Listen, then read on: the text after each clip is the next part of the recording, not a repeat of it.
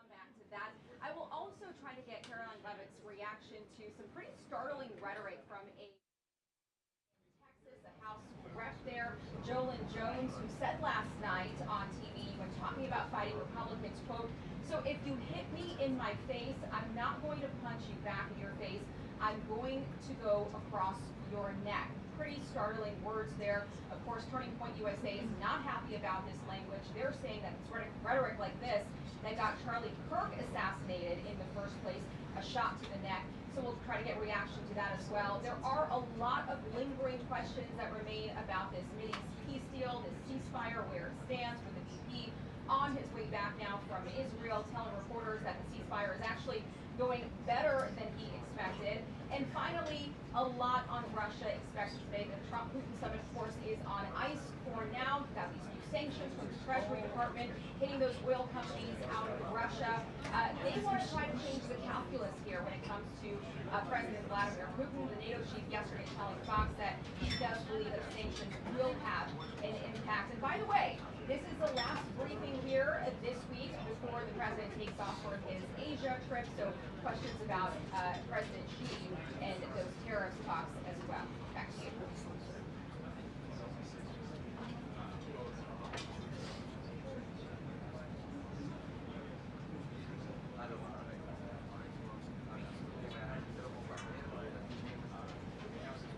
Yes, absolutely. In fact, we were talking with folks ahead of this briefing, and we were hearing that that might be actually one of the most popular questions of the day from the media here is questions about the renovations and construction going on, not too far away from here. So we'll see.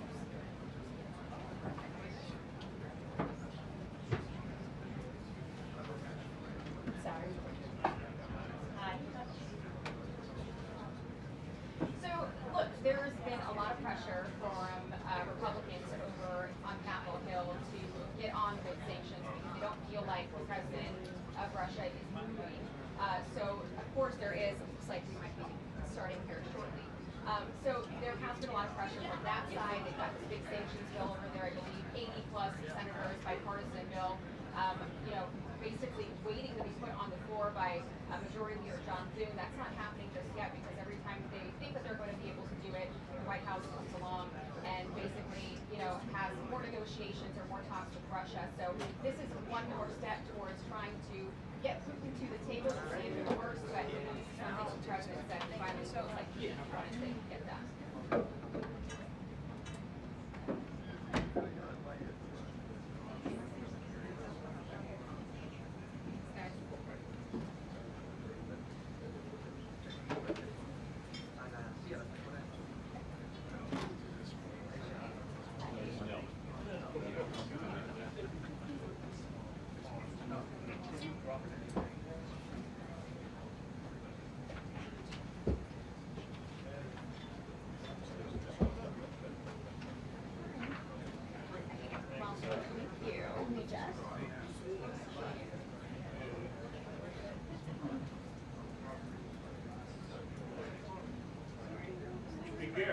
Is that mic on? It is now.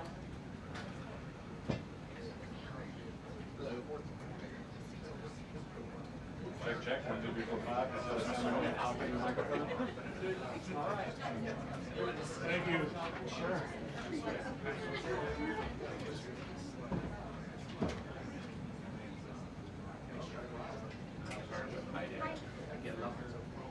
Hello, now. 1, 2, 3, 4, 5.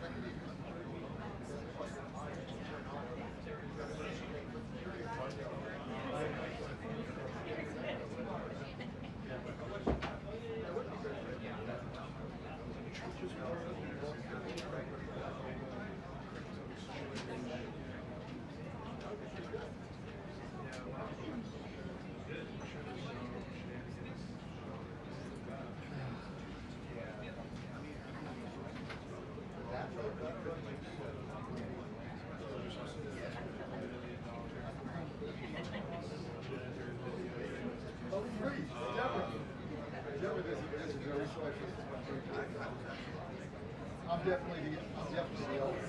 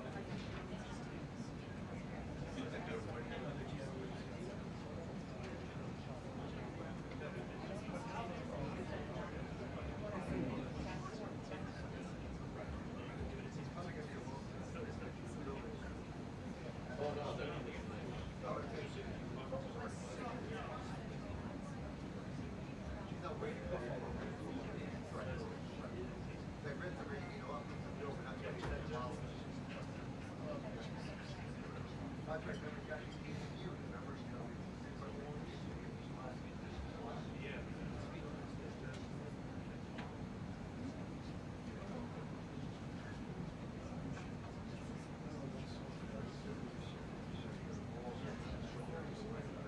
it's just, it's not great.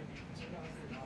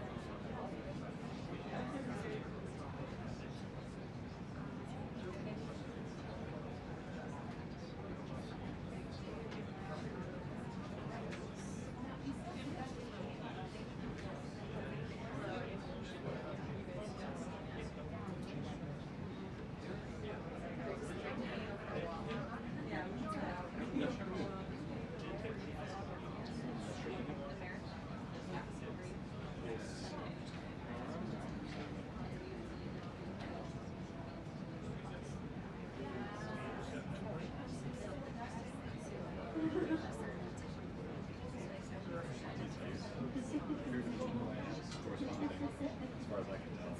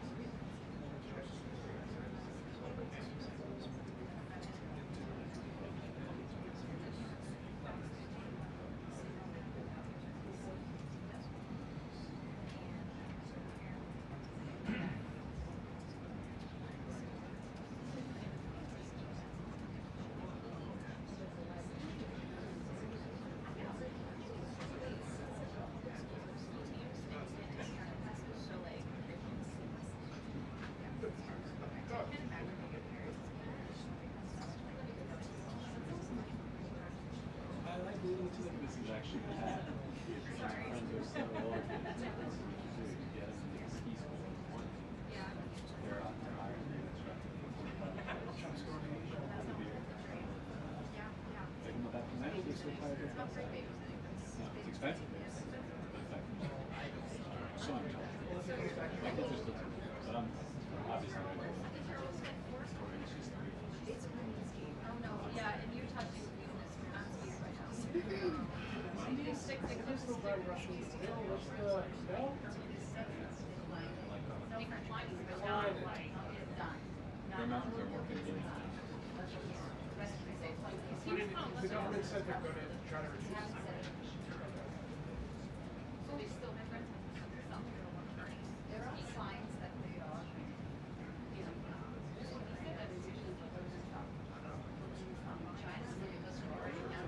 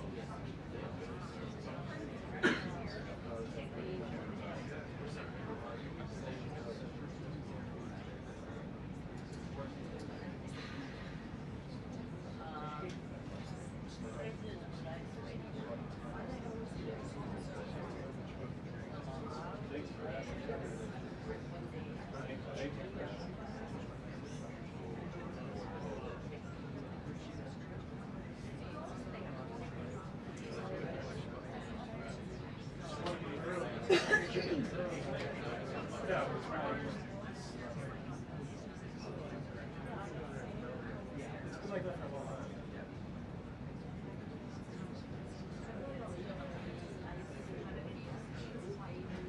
They're running on presidential time.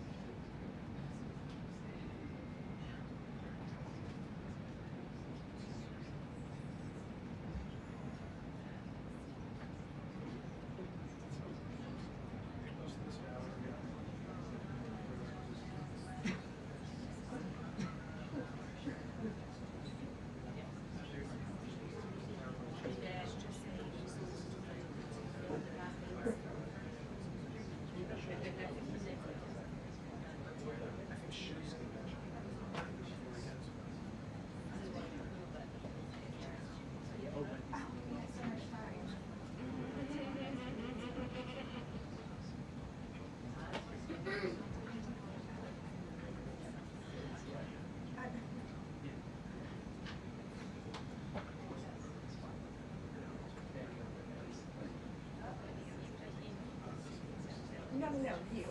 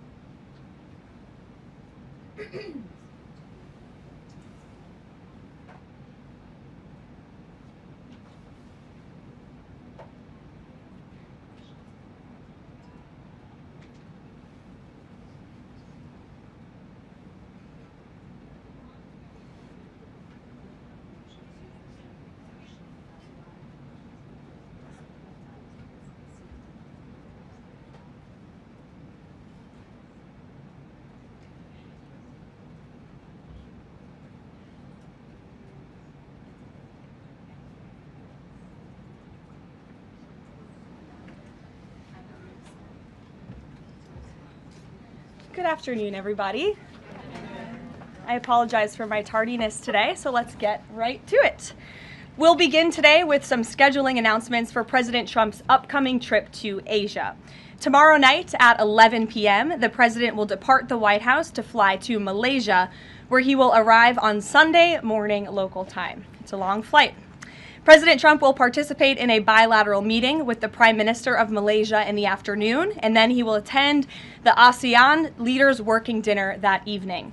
On Monday morning local time, the president will fly to Tokyo. Tuesday morning local time, President Trump will participate in a bilateral meeting with the new Prime Minister of Japan. On Wednesday morning local time, the president will fly to Busan, where he will participate in a bilateral meeting with the president of the Republic of Korea, deliver keynote remarks at the APEC CEO luncheon, and then participate in a U.S. APEC leaders working dinner. On Thursday morning local time, President Trump will participate in a bilateral meeting with President Xi of the People's Republic of China before departing to return home to Washington, D.C. On Thursday night, upon arrival in Washington, President Trump and First Lady Melania Trump will participate in Halloween at the White House, where they will welcome law enforcement, military, and foster families. And I know many of us look forward to that. In other news, we are now on day 23 of the Democrat government shutdown. Senate Democrats have voted 12 separate times now to keep the government closed. Innocent Americans are suffering every day as a result. More than 500,000 civilian federal employees will miss a full paycheck tomorrow. Thousands of small business loans are going unapproved each month. This means almost $4 billion in capital is being withheld from small businesses across the country. The Democrat shutdown is also causing severe impacts at airports across the country. In one single day this week, the FAA had to issue ground stops impacting flights at Houston's George Bush Intercontinental Airport and Hobby Airport. 13,000 air traffic controllers who ensure that we all fly safely are continuing to work without pay. This is egregious and truly sad. Some of them are reportedly being forced to turn to driving for Uber and taking on other second jobs to make ends meet as the Democrats continue to shut down the government. Pilots are calling on Democrats to end this dangerous political game. The president of the Southwest Airlines Pilot Association called for the clean continuing resolution to be passed, saying, quote, "Our air traffic controllers and the broader air traffic system are already operating under immense pressure. A government shutdown only compounds that stress and threatens the efficiency of our skies." The Airline Pilots Association International, which represents more than 80,000 pilots, is sounding the alarm as well. They said this shutdown is undermining our system's safety. Resources are stretched thin, negotiations are delayed, and strain grows daily. With the Thanksgiving holiday approaching, we are nearing the busiest travel period of the entire year, when millions of Americans will go to airports to spend time with their loved ones. Let us be very clear from the White House today. If the Democrats continue to keep the government closed, we fear there will be significant flight delays, disruptions, and cancellations in major airports across the country this holiday season. If Democrats continue to shut down the government, they will also be shutting down American air travel. The White House is in constant communication with the air traffic controllers, with the airline associations, and with them, we urge Democrats to please pass the continuing resolution so we can just end this madness and this chaos and reopen the government. These are very avoidable consequences. The unnecessary pain, unfortunately, does not end there. Funding for the Supplemental Nutrition Assistance Program known as SNAP, which provides food benefits to low-income families, is beginning to lapse this week in some states. If Democrats continue to hold Americans hostage, there will not be enough funds to provide SNAP benefits for more than 40 million Americans on November 1st. That is next week. Democrats are solely responsible for all of this unnecessary pain. Why are they doing it? To give taxpayer-funded health care benefits to illegal aliens, some of whom are violent criminals. During the 4 years of Joe Biden's administration, the Democrats forced Border Patrol to admit illegal aliens into our country with no legal status and minimal screening. A significant number of these individuals are the worst of the worst criminals: rapists, pedophiles, murderers, and even members of the terrorist watch list. Despite having no legal status, paroled aliens were able to file for work authorization, receive Social Security numbers, and access other benefits like Medicaid that are meant for Americans. Since I've found many in this room to repeatedly deny the reality that Democrats gave Medicaid benefits to illegals, and they continue to seek to do just that, I've brought a few verified examples for you today. These are examples of some of the illegals who received Medicaid benefits under President Biden's leadership, and this is what Democrats are wanting to do. This is why they are continuing to keep the government closed. An illegal alien from Laos was arrested for murder, robbery, and felony possession of a firearm. An illegal alien from Guatemala who was arrested for rape and burglary, an illegal alien from El Salvador who was arrested for strangulation, DUI, and burglary, an illegal alien from Mexico who was arrested for attempted murder. The Democrats' open border policies allowed these threats into our country, and then they provided them with free health care. The president and the Republicans, through the One Big Beautiful Bill, implemented a common sense reform to end this fraudulent scheme. But that's why the Democrats are continuing to shut down the federal government. They are trying to reverse this and restore taxpayer-funded health care for illegal aliens like these. Throughout this shutdown, Democrats have said this quiet part out loud. Senator Chuck Schumer, the leader of the caucus that is refusing to open the government, said, quote, "Every day gets better as the shutdown continues." Ask the air traffic controllers if every day is getting better, Senator Schumer, and they will tell you absolutely not.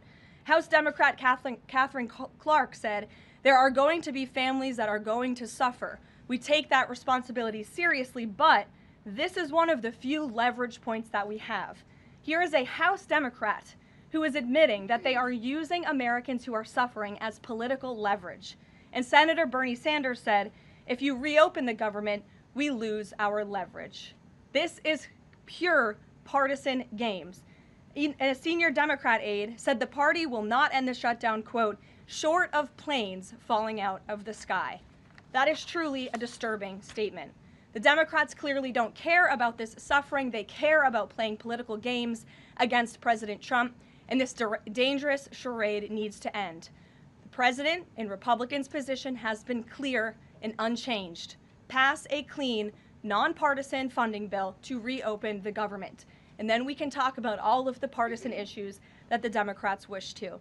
If you're watching at home, we urge you to call your Democrat senators and tell them to put our country over their party and reopen the government today.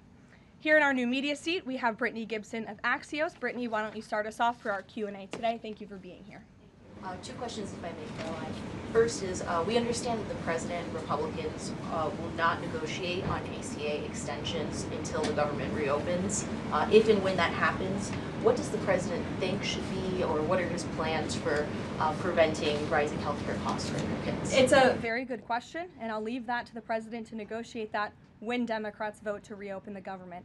When it comes to lowering healthcare costs, the president is deeply committed to this. It's why he has spent so much time and effort negotiating with Big Pharma to lower the healthcare costs of prescription drugs. All of you have been in the Oval Office for multiple different announcements. We've had these most favored nations deals with these large pharmaceutical companies committing to lowering drug costs in this country. So it's something the president wants to do. And Brittany, one more point. I'll just point out the irony in Democrats holding the government and the American public hostage over a healthcare system that they created. The healthcare system was called Obamacare. Why? Because Democrats and President Obama implemented. And Republicans have always said it's a broken system, yes, but they caused it, and now they want to shut down the government to fix it. We need to open the government, and then we can have these very important conversations about healthcare. And the second, on H-1Bs and foreign students, during the campaign, President Trump said he wanted to make it easier for foreign students to work at U.S. companies, staple a green card to every diploma. But the changes from several agencies now on H-1Bs are adding more obstacles to that. The administration is being sued over those changes. Can you explain the changes in the president's thinking on H-1Bs? The administration will fight these lawsuits in court. The president's main priority has always been to put American workers first and also to strengthen our visa system. We know for far too long the H-1B visa system has been spammed with fraud, basically, and that's driven down American wages. So the president wants to refine this system, which is part of the reason he implemented these new policies. These actions are lawful, they are necessary, and we'll continue to fight this battle in court. Garrett. Two questions on different topics, if you'll Sure. indulge me. On the pardon of Changpeng Zhao, and apologies if I'm mispronouncing that name, Binance has significant business interests with World Liberty Financial, the president's family's crypto company. How do you respond to the allegations from Democrats that this is a corrupt act? I would respond and say the president is exercising his constitutional authority to grant clemency requests. And the President and the White House have a very thorough examination of every pardon request that comes to the President's desk. It is thoroughly reviewed by the White House Counsel Office, and I spoke with our great White House counsel about the pardon after it happened. This was an overly prosecuted case by the Biden administration. Even the judge in the case admitted that the Biden administration was pursuing a egregious over-sentencing of this individual, and the previous administration was very hostile to the cryptocurrency industry. So the President wants to correct this overreach of the Biden administration's misjustice, and he exercised his constitutional authority to do so.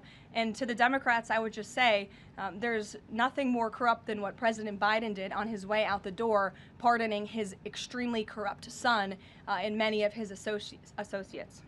On the ballroom, the first of which will probably be several questions about this today, I imagine. Is it a big story? It seems that way. The president's cost estimate has changed several times. I think it's up to $300 million now. Given the nature of all this, will the White House commit to releasing all of the donors and how much they're spending and how much of his own money the president is putting on the line to this? We have released the full list of donors thus far. Perhaps there will be more people who want to generously contribute to this project. And the president, yes, has committed his own resources. And when he releases that information, which I'm very confident he will, you will all see that.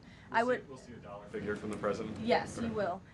And I would also just add the president has been incredibly transparent. I would reject any notion otherwise when it comes to this ballroom project. It's something he personally has obviously taken an interest into and has talked with all of you in this room many times about. You have seen the model in the Oval Office. Last night he showed that for you. But when this plan was presented and when these renderings, as soon as they were complete, the president directed me to come out here and to share them with all of you. I did an entire opening remarks about what this ballroom project was going to look like.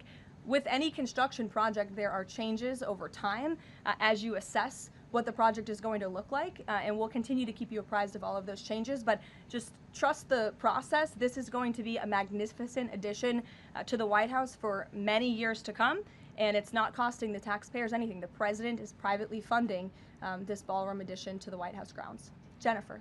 To follow up on that, one thing that's not in the president's model is the East Wing bunker, the president's emergency operations center. Can you say if his update, that $300 million, does that include the cost for upgrading that bunker? Look, like any security enhancements that are made on the White House grounds, those will be made and maintained by United States Secret Service. As for the cost of the ballroom and the construction itself, all of that is going to be, like I've said, privately funded and paid for by the president himself and many generous patriots who have stepped up. Included in that funding? Correct. Okay, and then can you say, well, that's right, I'll skip that one. Thanks. Ouija. Thank you, Karoline. More ballroom questions. Okay. So the White House has explained that the reason you didn't submit construction plans to the NCPC is because that commission, along with others, don't have oversight over demolitions, but only over construction. And so far, you haven't built anything. So can you help us understand, can the president tear down anything he wants without oversight? Could he demolish this building or, say, the Jefferson Memorial? So it's not the president who came up with that legal opinion himself. That's a legal opinion that's been held by the NCPC for many years. It's written, so we can get you that background and that research if you wish to include it in your reporting, because it is very important. They have ruled consistently. Their general counsel has said when it comes to phase one of this project, the tearing down of the current East Wing structure, a submission is not required legally for that. Only for vertical construction will a submission be required, and that's a legal opinion from them, and we are following that legal opinion. And again, I would just add, can any president do such a thing to the White House grounds?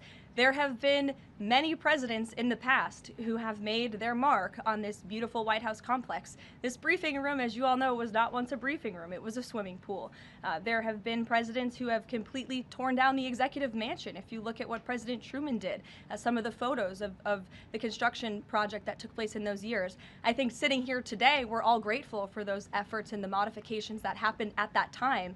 And again, in due time, the East Wing is going to be more beautiful and modern than ever before. And in addition, there will be a big, beautiful ballroom that can hold big parties and state visits for generations to come. So it sounds like the answer is yes, he can tear down whatever he wants. And then secondly, I mean, That's not what we're saying. That's a legal opinion that's been held for many years. And interpreting it. no, it's something that presidents have done for years and years. In fact, I have some photos here. Thank you, Pat, to show you the construction that's taken place on the White House grounds. This is the construction of the West Wing in 1902. Look at this, the construction of the West Terrace in 1902. These images look quite similar to what you and the American people are seeing today, the construction of the East Terrace as well. You look at the construction of the West Wing expansion in 1934. So look, this is a legal opinion that's been held for many years. Look at, this is 1950. It looks a lot like what you were seeing today. Can he demolish anything he wants? What do you think without that oversight? rubble is? How did that rubble get there? Right, so I'm asking, and then back to the donors. Go ahead, Reagan. Many of them are, Two Reagan, questions go for you, ahead. one on immigration and another on Venezuela. It's being reported that the semi-truck driver suspected of killing 3 people in a DUI crash is an illegal immigrant who came in under the Biden administration. Do you know if California gave him a commercial driver's license? And then it also appears that California largely has not been cooperating with English proficiency standards. I'm wondering if the administration has any further plans to punish the state. Yes, I can confirm that California gave this individual a license, and it is something that the Department of Transportation has already looked into. I know Secretary Duffy, who's doing a phenomenal job, has spoken on this many times in the crackdown that the Department of Transportation is taking on these licenses that are wrongfully being issued to people who clearly do not deserve to uphold these positions. As for this case in California, on October 22nd, ICE lodged an immigration detainer for this individual following his arrest by local authorities in California on charges, as you know, of manslaughter while intoxicated and driving under the influence. He killed 3 people, and he first entered the United States in 2022 through the southern border, and he was released into our country by the previous administration. So now ICE has lodged a separate detainer for this individual, and these tragedies are following a disturbing pattern of these criminal illegal aliens being issued commercial vehicle licenses. And so yes, the Department of Transportation is absolutely cracking down on that. I defer you to them for any specifics. Venezuela, President Trump has said Maduro doesn't want to mess with the United States, and this administration is continuing to position more military assets towards Venezuela. I'm wondering if the end goal of this narco-terrorist war is to implement a regime change in Venezuela. The president has spoken on that, Reagan, and I certainly won't get ahead of him. What we've made very clear is that this administration is not going to tolerate international narco-terrorist organizations from trafficking drugs into the United States. And these cartels over time have grown more armed, well-organized, and violent. They have financial means, sophistication, and capabilities needed to operate in the way this administration has. And they have illegally caused the deaths of tens of thousands of American citizens each year. So that's where we are right now with respect to Venezuela, but also any country that is sending purposefully illegal narco-terrorists to the United States of America to bring illegal drugs. Why don't we go in the back? The U.S. and Colombian relationship right now is at one of its lowest points in decades. We heard what President Gustavo Petro had to say about President Trump. We heard yesterday the response from President Trump.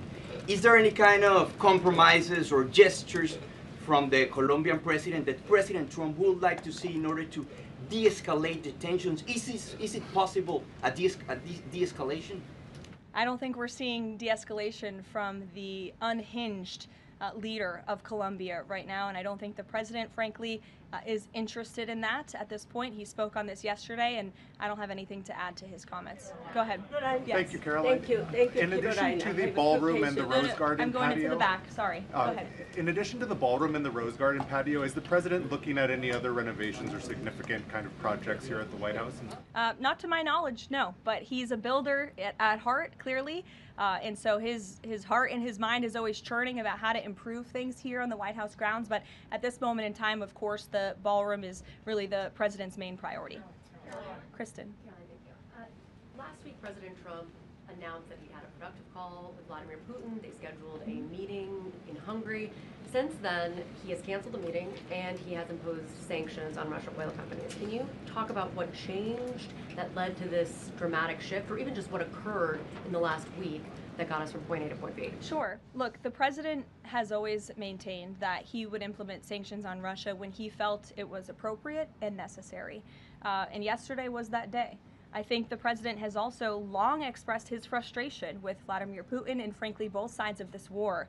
And he's always said in order to negotiate a good peace deal, both sides need to be interested in a good peace deal. And he feels as though, unfortunately, from the Russian side as of late, he has not seen enough interest and enough action in terms of moving the ball forward towards peace. And so a meeting between these two leaders is not completely off the table. I think the president and the entire administration hopes that one day that can happen again, but we want to make sure that there's a tangible, positive outcome out of that meeting, and that it's a good use of the president's time. Of course, he's traveling to Asia next week. He has a number of events coming up here on the home front as well. He's been incredibly busy, as you all know. You're all tired from covering him and his movements every day, and so we want to make sure it's a good use of the president's time, and the president doesn't want to waste his time, and he said that. Was it the call between the Secretary of State and Lavrov that led President Trump to believe that President Putin or the Russians did not want a peace deal? That was not the sole reason, no. I think the Secretary Rubio felt that was actually a productive call. But again, the president wants to make sure that a meeting between himself and President Putin will be a good use of his time. But what exactly led to President Trump not believing, after his call on Thursday, where he said he did think he wanted peace and wanted a peace deal, to believing that Russians were not? Again, the president wants to see action, not just talk. And I think the president is extremely motivated by the success of his peace deal in the Middle East to get things done. And he wants this war to come to an end. He's been saying it now for 9 months being in office, and he's grown increasingly frustrated with the lack of progress from both sides of this war. Mary. For example.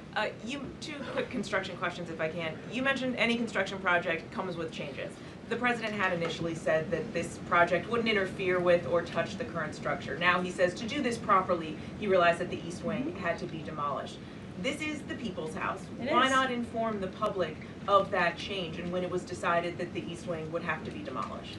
Look, again, with any construction project, changes come, and we have informed all of you. We've been keeping you apprised of this project. We've shown you the renderings, and if you look at the renderings, it's very clear the East Wing was going to be modernized. Instead, in fact, I said that in the briefing when we initially introduced this plan to all of you and to the public. But the East and tearing down are two different things. Well, again, the plans changed when the president heard counsel from the architects and the construction companies who said that in order for this East Wing to be modern and beautiful for many, many years to come, for it to be a truly strong and stable structure, this phase one that we're now in was necessary. And the president wants to do right by the people's house. And so that's exactly what he's doing. It's going to be, again, like I said, much more stable, strong, secure, and more beautiful than ever once it's complete. And the First Lady's offices, where will those be? The First Lady's offices, the Social Secretary's office? In the East Wing. They will be back where they were? Yes. Perfect. Thank you. Cattle ranchers who supported the president's election have raised some concerns about plans to import beef from Argentina. How will the Trump administration support those farmers? Look, the president hears those concerns. He addressed them yesterday himself. President loves our ranchers, and our ranchers love our president. And in fact, the president did a lot for them in his first term here. They are struggling because of the many horrible policies of the previous administration. The president loves our ranchers, and he also loves American consumers, and he wants to do right by both. So the immediate solution to the problem of the rising cost of beef, the president wants to bring that down, is we have to increase our supply. And so that's what he's doing with respect to these imports. But the president also is looking out for our ranchers with a long-term plan that was released by the Secretary of Agriculture yesterday. It's a 3-part plan. It's very extensive and detailed. I would encourage all of you to read through it. But there's really 3 points to this plan that the president has agreed upon and has entrusted Secretary Rollins to implement. Number 1, strengthening U.S. cattle production through increased grazing access, endangered species reforms, enhanced disaster relief, increased access to capital, and reducing costs for new and young ranchers. We want to incentivize more Americans to get into this noble profession. Lowering long-term costs by cutting inspection costs, increasing market options for consumers with product of USA labeling, and ensuring consumers know that they are eating American beef. It's a good incentive for the American consumer. And lastly, growing the domestic herd while boosting long-term demand to reduce prices for consumers while growing the markets for our ranchers. So President hears them. He has to address both of these problems for the ranchers but also for the American consumer. He promised to lower costs, and that's what he's committed to doing. Karoline. Thank you. 2 questions not on the ballroom. The first is, there's a Democrat in Texas who's actually running for Congress who said last night during an interview when talking about fighting Republicans and this administration, quote, "If you hit me in my face, I'm not going to punch you back in your face. I'm going to go across your neck." This has obviously really upset those folks over at Turning Point USA after the Charlie Kirk assassination. Your response to that kind of rhetoric? It's very jarring rhetoric, and I think it's very unacceptable. I hope the people of Texas will do the right thing and reject this person's candidacy. It should have no place in American politics. And then just a quick second question on oversight Democrats that are saying that they're creating this master ICE tracker, basically tracking all ICE activity. We've seen the protests in New York just yesterday. Homeland Security is saying that this sounds like obstruction of justice. What do you say? Again, this is actively putting the lives of our ICE agents at risk. We've seen media outlets, in fact, in this room also write stories about ICE tracker apps that Democrats and other left-wing activists have created to track the location of ICE agents on the ground in our communities. Again, I've said this repeatedly and I will continue to say it. The men and women of ICE are outstanding people. I wish a Democrat on Capitol Hill would actually have the courage or the guts to stand up to their party and sit down with some of these men and women who are doing this incredibly difficult job of enforcing our federal immigration laws. They are, again, simply trying to enforce the law and do their jobs. And if Democrats spent a little bit more time understanding that and also focusing on the people who they are trying to get out of our country every single day. As I spoke about earlier, 3 innocent people in California are dead because an illegal alien who Democrats let into this country was wrongfully issued a trucker's driving license and clearly was not fit for the job because he was driving intoxicated and killed 3 innocent people. Democrats should focus a little bit more on that. Stop trying to fight this president and this administration on every turn and restore law and order. That's all that we and these brave men and women of ICE are trying to do. Mary. Thanks, Caroline. I have 2 questions, one on San Francisco and one on the No Kings protesters. On San Francisco, the president said that he had a call with the mayor and he was planning on surging there, but now because the mayor really wants to fix it up himself, they're going to do that. Is this what Trump hopes happens in pretty much every city? The president hopes, and I've said this so many times, and I think the president's conversation with the San Francisco mayor last night and his statement today prove the president is willing to work with anyone across the aisle, across the country, to do the right thing and clean up America's cities. He is genuinely interested in this effort to make our streets safer, to make our cities safe and clean again. And he heard from the mayor last night who told him that he is going to earnestly try to make his city better on his own. The president heard him out. He said, okay, I'll give you a chance. We'll be watching, and if you need us, we are here. And if I feel as though you continue to fail your citizens, the federal government may have to step in. But we'll continue to watch San Francisco, and that law enforcement operation has now been paused. Thank you. And then on the No Kings protesters, I saw videos of people explicitly calling for violence against Stephen Miller, against the president, shirts saying we don't have enough assassins, calling for more political violence. Does the president want to see arrests here, and are we going to see arrests of these types of explicit calls to violence? I would think myself, the president, and everyone here at the White House certainly hopes that anyone who is making violent and illegal threats in that way against public officials will be arrested and prosecuted. Sure. Thank you. 2 questions. Would the president support the Senate ending the legislative filibuster to end the shutdown? This is something I haven't heard the president talk about much, so I don't want to speak on him for it. I'll let him answer that question himself. And do you have an update on the NASA administrator nominee?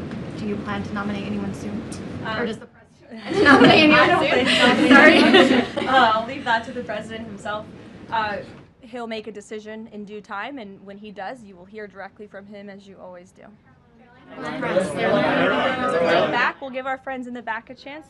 Yes. As you mentioned at the top of the briefing, USDA has warned that it will run out of funds to pay full SNAP benefits next month if the shutdown continues.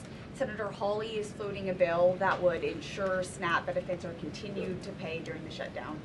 Would the president support such a move? And you also announced that the administration was using tariff revenue to keep WIC going during the shutdown. How long will that last? And is anything similar being considered for SNAP? Yes, the administration would absolutely support that legislation. We hope that it would come over the finish line, but the bill that will get everyone paid and put everyone back to work is the clean continuing resolution. That's what the president and Republicans want to see. Ed, go ahead, Ed.